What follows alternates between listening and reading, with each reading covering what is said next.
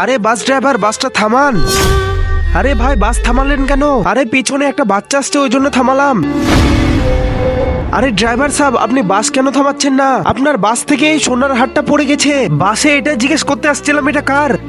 এই সোনার হারটা কার? সবাই হাত তোলেন। এইখানে তো কোনো মহিলা মানুষ না, এটা তাহলে কার পড়লো? আরে ভাই, হারটা আপনার না তো? না ভাই, আমার না। না, আমারও না। এই হারটা আমার বলে দি। আরে ছোট, এই হারটা আমার, আমি আমার বউয়ের জন্য কিনে নিয়ে যাচ্ছিলাম। আজকে দেখবো কজন মুসলিম ভাই ও বোনেরা ছবিটাকে লাইক এবং সাবস্ক্রাইব করে। আর যারা ভালোবাসো না তারা ভিডিও থেকে দূরে থাকো। কমেন্টে আল্লাহু আকবার লিখে যাও। আমি এতক্ষণ ধরে চিল্লাচ্ছিলাম, আপনি বলেননি কেন এইটা যে আপনার হার? আপনি কোনো প্রমাণ দেন। আমার কাছে তো কোনো প্রমাণ নেই, কিন্তু এটা আমার বইয়ের জন্য নিয়ে যাচ্ছিলাম। আপনি মনে হচ্ছে মিথ্যা কথা বলছেন। আচ্ছা যাই হোক, 10,000 টাকা দিন, আমি আপনাকে দিয়ে দিচ্ছি। আরে এই বাচ্চাটা তো 10,000 টাকা চাইছে, তাকে 4-5 হাজার টাকা দিয়ে হারটা নিয়ে নি। আরে ছোট, আমার কাছে তো 10,000 টাকা নেই, কিন্তু আমার কাছে 5,000 টাকা আছে। 5,000 টাকা?